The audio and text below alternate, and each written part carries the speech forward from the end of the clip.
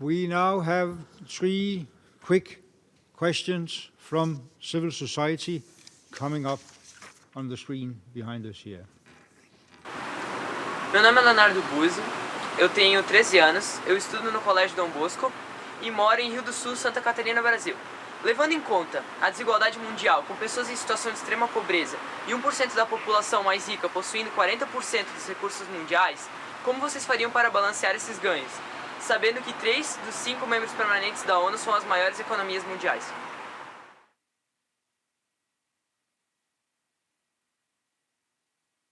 My name is Sabin Muzaffar, and I'm the UN Women's Empower Women Global Champion for Women Economic Empowerment. I'm also the executive editor of Ananke, an online digital publication celebrating visionary women. My question is, adolescent girls are not a specifically targeted high-risk group in humanitarian relief during emergencies, nor specifically engaged as a population whose involvement could advance national adaptation plans to mitigate the effects of climate change. What is your opinion and what needs to be done? Thank you.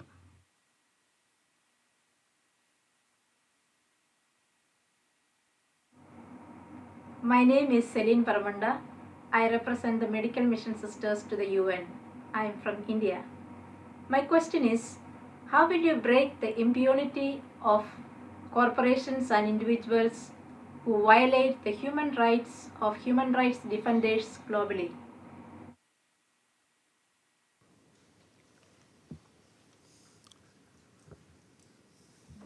Your comments, Madame Pusić.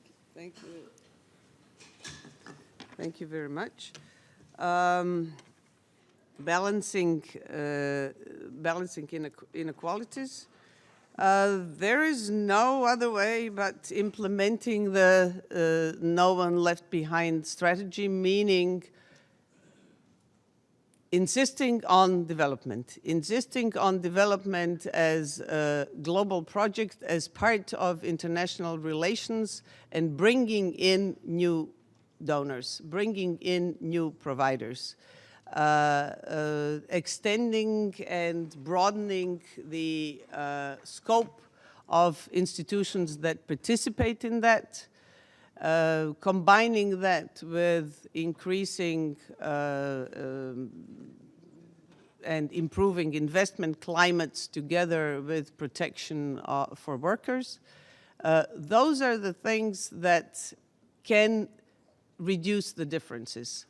In the foreseeable future, the differences will not disappear. They will probably never disappear. But the differences have to be reduced, the gap has to be reduced, and especially the poorest one have to be brought up. The poorest one have to be brought up into a higher sort of tier of development, even when the gaps are big. If the ones who are the poorest can live decently, it is a different situation from the ones that we are facing today.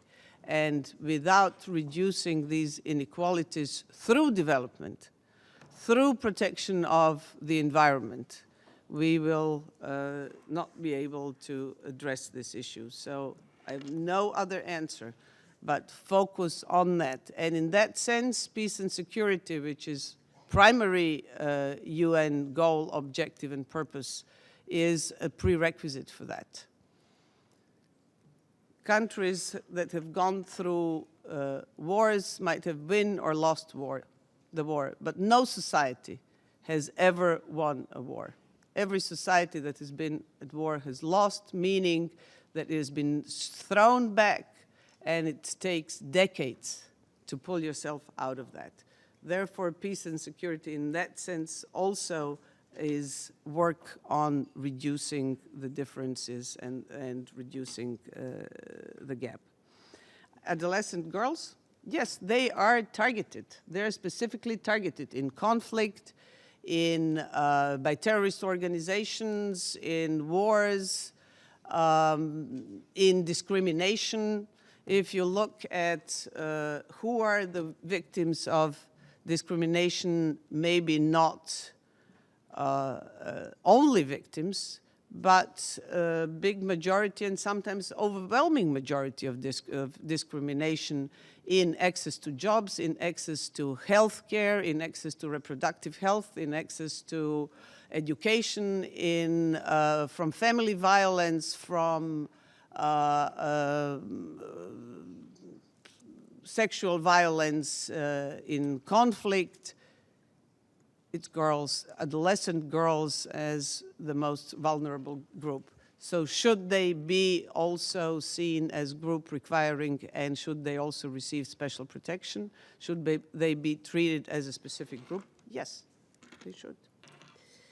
And impunity of corporations that violate the human rights of human rights defenders. Exposure, code of conduct, but then working with the civil society organizations to expose them, to make these violations public, to create international support for these people. Without something, while they're invisible, nothing's going to happen. When it becomes known that this is happening, when organizations like this one, when people like you, when people like we react, it's going to change. Thank you.